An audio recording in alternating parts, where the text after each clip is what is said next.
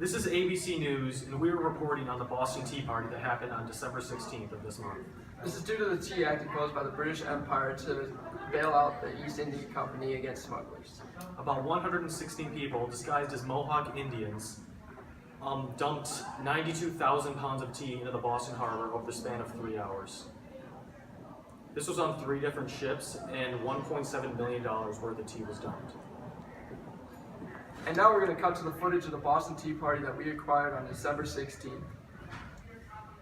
This is in response to the Tea Act.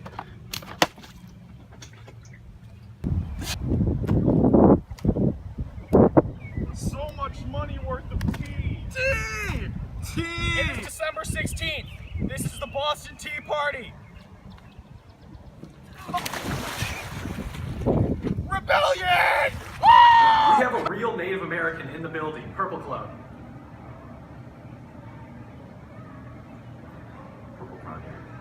As you can see, he looks significantly like the people that are doing the Boston Tea Party, disguised as these American natives. Not us. Purple Cloud now. Thank you for being here. Now for more on this event, we have John Rossow at the Boston Harbor. Hi, I'm John Rossow. I'm from ABC News. Guess where we are? The Boston Harbor. You know what happened here? $1.7 million worth of tea was destroyed by being thrown off of 3 different ships. The British Crown retaliated this act by closing the Boston Harbor and saying it would only reopen it if all the tea was paid back in full. Benjamin Franklin, being the great guy that he is and the colonist that he is, offered to pay the entirety of the $1.7 million of tea in full and open the harbor. Britain instead responded with these intolerable acts meant to punish the colonists for the Tea Party. Thank you for the insight from the Boston Harbor, John. And that concludes our report today. Thank you for tuning in to ABC News. Have a nice day.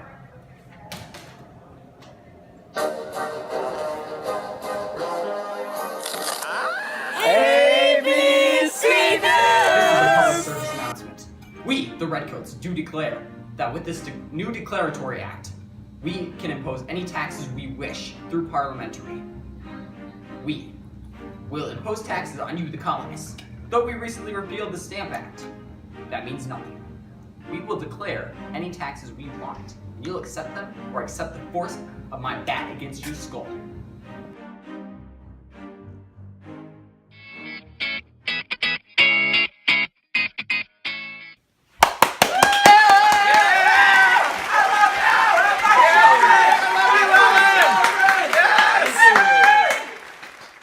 Today we have a Boston Massacre survivor, Edward Garrett, here to talk about his dreadful day. Here he is.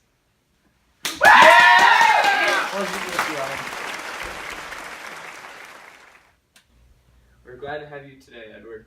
Can you retrace the steps that led up to the Boston Massacre? I surely can, Ellen. So you see, these people, these redcoats, they're guarding the customs house out in the square. You know, that big square that they have there. Boston. Well, crazy town to begin with.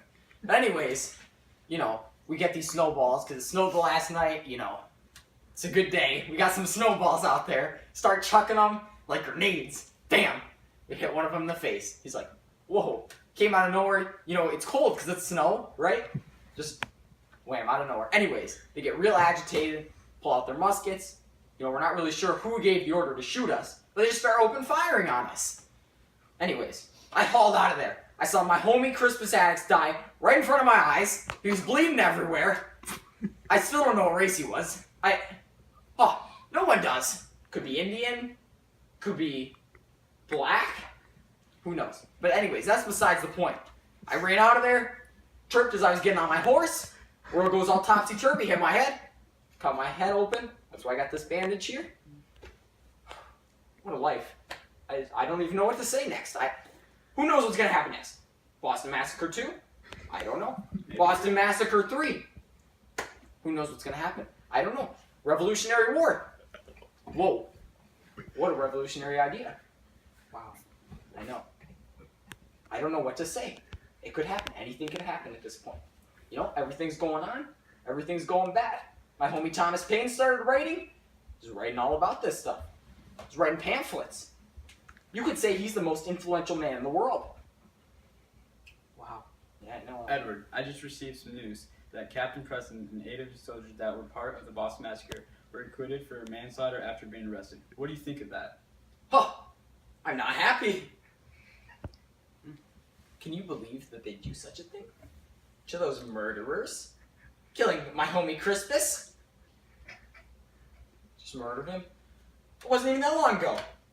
They just murder these people, and all of a sudden, they get them off scotch-free? Ridiculous.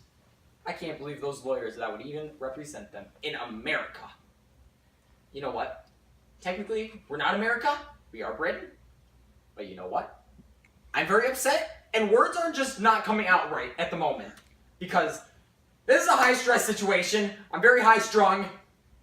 Ellen, they're going to catch hands if they come near me. Swear to God. I am the captain now.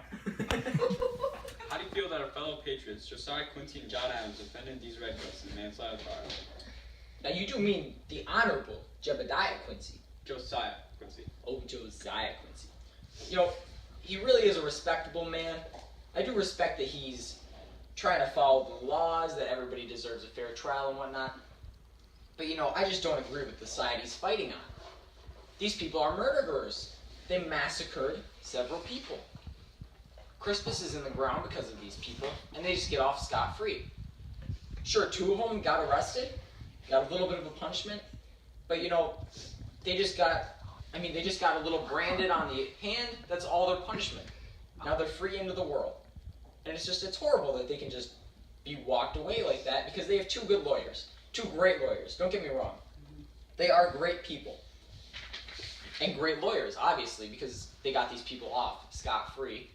But, you know, I really believe they're fighting on the wrong side of justice here with this one. Well, all right.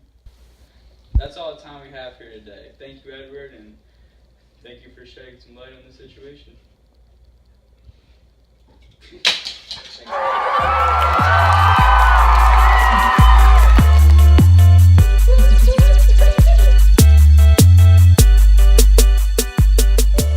Thomas Paine. He's been a sailor.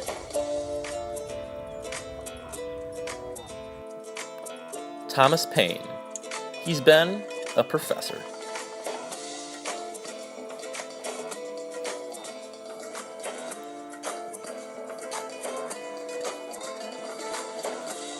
Thomas Paine. He's been a newspaper editor. Thomas Paine. He's been a pamphlet writer. He's the most influential man in the world.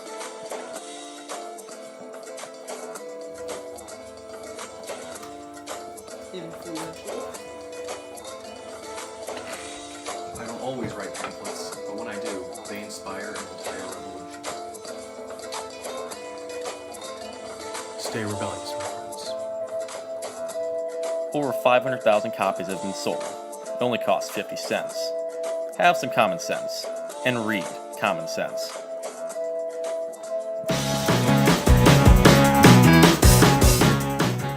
Hi there. This is The View. I'm Jimmy John, and these are my guest stars for the day. Hi, I'm Stanley Steamer. I'm Mark Rain. I'm Rhonda Johnson.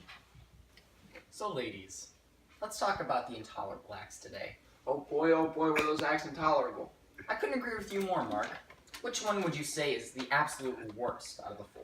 In my opinion, the quartering act is the worst. Just because they were able to barge into your house and live there months on end. Well now, here's the big misconception though. They really could only take over unoccupied buildings. They couldn't just barge in if you were living there, per se. I mean, they could certainly ask your permission, but they couldn't just make you live there, make them stay there. They couldn't just house the soldiers if you're living there. Only unoccupied buildings were they able to do that with. Alright, well that makes a lot of sense. Thanks for clearing that up for me, Jimmy. So what's your Yeah. opinion on the Administration of Justice Act?